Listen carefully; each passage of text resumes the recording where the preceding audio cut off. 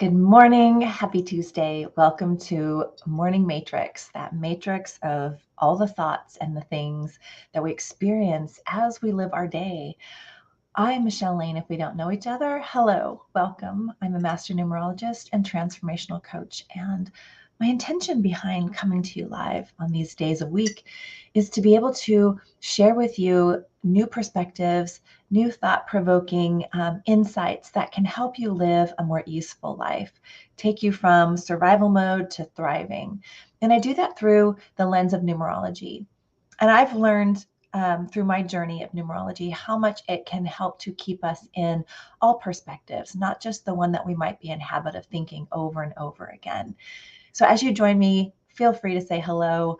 I am going to dive in. I intend for these to not be super long broadcasts. And so we feel into the energy of today. And there's a lot of layers of information that we can look at. There's a lot of layers in the numbering of things.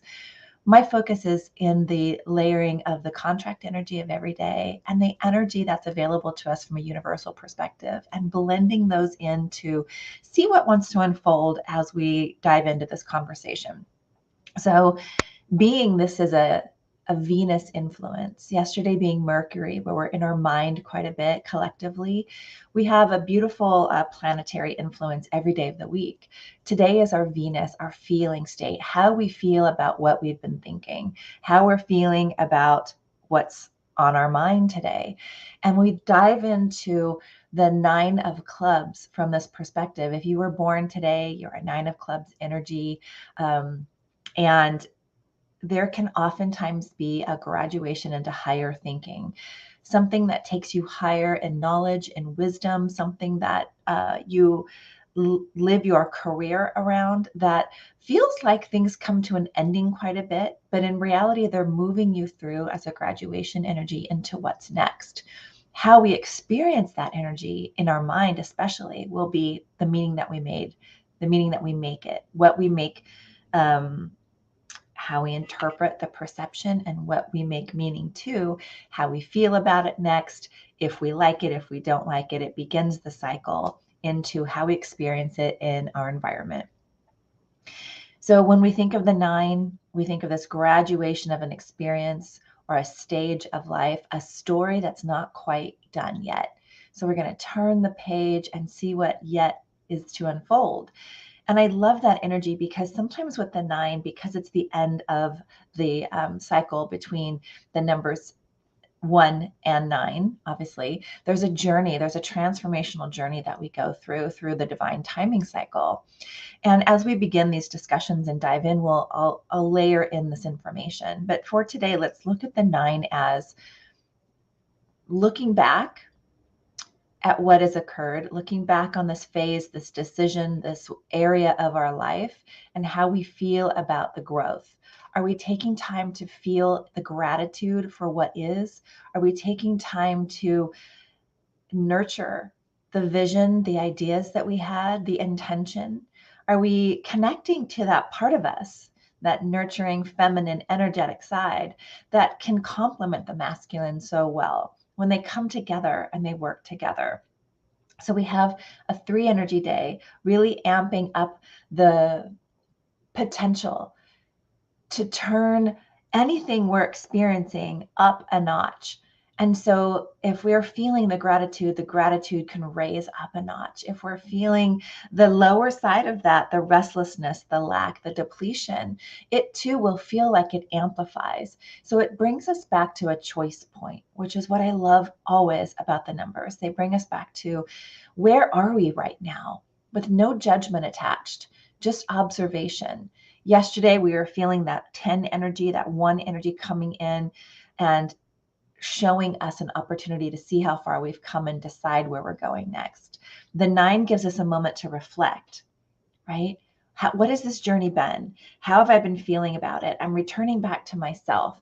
And am I feeling satisfied and fulfilled? Am I ready to take that next leap? Is it feeling complete? And am I ready to let go of whatever I've been holding, any of the resistance, so I can land into the next phase, the next chapter I like to think of it as that story, and we're just going to turn the page now. It's not over, it's just a new beginning to the next chapter. What will that be like? What will we experience it like? What do we want it to feel like? So, no matter where we are in our day, where we observe ourselves and our thoughts, there's always new awareness to be had. And through that awareness, there's this landing into the acceptance. And then coming right back to us, the responsibility piece, the choice. Do I like it? Do I want to shift it? Does it make me feel fulfilled, or do I feel depleted? Am I willing to let go and notice I don't have to hold on to some of these areas, these relationships, these ways that I feel about things? I can simply discover something new, choose a new path, go in a new direction, follow the energy towards what makes me feel better, and see what unfolds from there. And so when I think of this coming back into the gratitude, do we wake up first thing in the day and feel grateful? And I know there's a lot of I've been a part of a lot of groups where we write our gratitudes and we make a list of all the things. And sometimes it can feel daunting, especially if you're not a journaler. But if in those spaces you allow yourself to really feel into what you are grateful for, it's a different resonance. The law of resonance kicks in and creates more of a vacuum for that feeling state to continue. So, as an example, every one of us can wake up and feel grateful that we're breathing again, that we have another chance to write a new chapter, that all of the things around us presently, the beautiful things, the beautiful people that we have in our lives, we have a moment to connect even deeper today, that we get to wake up for many, many of us with a beautiful pillow and warm blankets and a soft bed.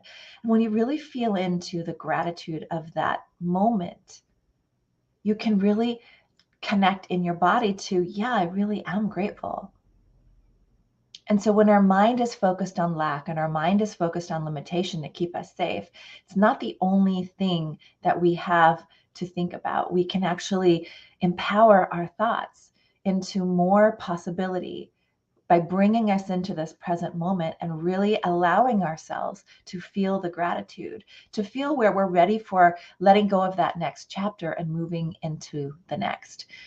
Where is that stagnant energy? Where does it feel like I haven't been putting my attention back here? I've got a story that kind of goes with this. Our back room, shared space between myself and my daughter. It's a place we do yoga. It's a place we read cards. It's a place we read and gather, and a place for her to meet with her friends. And for a while, both of us, it's a place where she paints, and I write. And for a while, there were so many things that room was maintaining for us. Pilates, this, that. There wasn't any space to move in it anymore. And so therefore, the energy in the room was entropying. None of us wanted to be in there. So we took the time this weekend to feel into the space and clean it up, to unclutter it, to move the furniture, to put lights on, to give it a new breath. And now it just welcomes and beckons time and slowing down and being in that space, much like it did before. So as a metaphor, we all go through those things in our life. Where's that space where we're feeling stagnant energy? And are we wanting to put energy into it? Or are we okay with letting it move into something next? Energy doesn't die. It doesn't just end. It moves into where your focus goes. Where our focus goes, our focus grows, right? So in that example, I've been really looking at all these other spaces. I have an office space that I love. And for a while, a couple years ago before COVID hit, it served me well. I had clients coming in. It was a place to go that was my own. And all of a sudden, I stopped going. I held the space in case I needed it. And this year, with this leaping energy, this invitation to, in the 7 year, to really leap forward and let go of the things and have those leaps of faith. Some of the decisions I've been making in my own personal life and my business have been in that letting go, to let myself leap further, not knowing what's coming next. Really, how do I trust the path ahead? And the answer to the how is by seeing how you are when you decide to let go, experiencing the unknown in that and being okay with whatever comes next, knowing the universe always has our back. And so letting go of that space, being open to what will come from it. Where will I go next with it? I have that month of a time to figure out, do I want a new space? Does it go in storage? Do I sell it? And it's exciting because I don't have to know. But the journey of me getting to the space of not having to know has been filled with resistance and the mind wanting to control the outcome and have plan A, B, and C in place. And so often that act of habit from being in survival mode doesn't leave a lot of space to trust in the unfolding, in the mystery and the magic of life, the miracles that can unfold. So I've really been focusing on bringing in the energy that wants to expand. So if I want to bring in more money, I feel into the experience of being financially free. That's different than it must look like this at this time. And if it doesn't show up by this, then it's not working. And yet subconsciously, we're so often holding on to the restlessness, the lack, and the depletion. And so these conversations are simply, they're not in judgment. They're just an observation to where might you be holding on to a relationship with something that's really wanting to graduate into what's next. And can you in this moment trust and let go and let yourself just see what happens when you make the decision to move the energy into a next space? What do you want to fill it with next? And that 3 comes in and says, create. Let's not fill it with worry and anxiety. Let's try in the creation side of it, loving what we're creating, loving the excitement of letting it go, loving the synchronicities that will unfold, and building that trust 1% more every single day. So when we're in that 9, we can ask some questions of ourselves. Are we caught in ego mind? Are we caught in higher mind? That 9 is saying, I invite you to look at it from a higher perspective, from your higher self, from a 360-degree view. How could you also look at the information in abundance, in expansion? What else could be there for you in possibility and potential? Are you feeling the value of yourself? Do you value yourself, or do you value how others see you, the validation from others? The seeking of that validation is more important than trusting and valuing you. Some of these themes are what comes up when we think of this 9 energy. And do you love yourself or seek love from others? Do you deny yourself love? And is there a moment today where you can love yourself and nurture yourself so your next idea and vision and intention can birth? It's like the pregnancy of the 3 wants to plant the seed. It's ready to go. It's ready to grow. And will we ignore it, or will we nurture it? And what are we nurturing? Are we letting ourselves nurture what we love, or are we just doing the obligation and the to-do list? Today's really inviting you to reflect and take a look at those places in life where you're willing to commit to you. You're willing to commit to the next step. And if you're not willing, let it go. Don't hold it as punishment or guilt or shame that you didn't do the thing you said you wanted to do. The energy today is saying, you've done it. This journey's taking you right here, right now. And now where does it feel like it wants to go next? Are you willing to follow that energy, or are you willing to hold on? Either way, you're going to be great. You might just feel more of the resistance and the angst and the worry that comes from that. But what's meant for you will find you. Why not create an easeful path by coming back to returning to the truth within you of where you really want to go next, and letting yourself experience what it's like to be free to choose a different path. Let me know how this lands with you. I'm going to invite you to 30 days of experiencing a different energy, a different energetic state, your actual essence, because our essence isn't all the busyness. Our essence is the peace, the ease within. When we quiet our mind, when we invite the mind into our heart and we sit for just a few minutes, when we watch that sunset, when we breathe in nature, when we take a moment to step out of our busy lives, we come into our essence. That moment of that spark of passion and inspiration, of happiness, of peace. And we can expand that expression of our essence into more of what we want to create.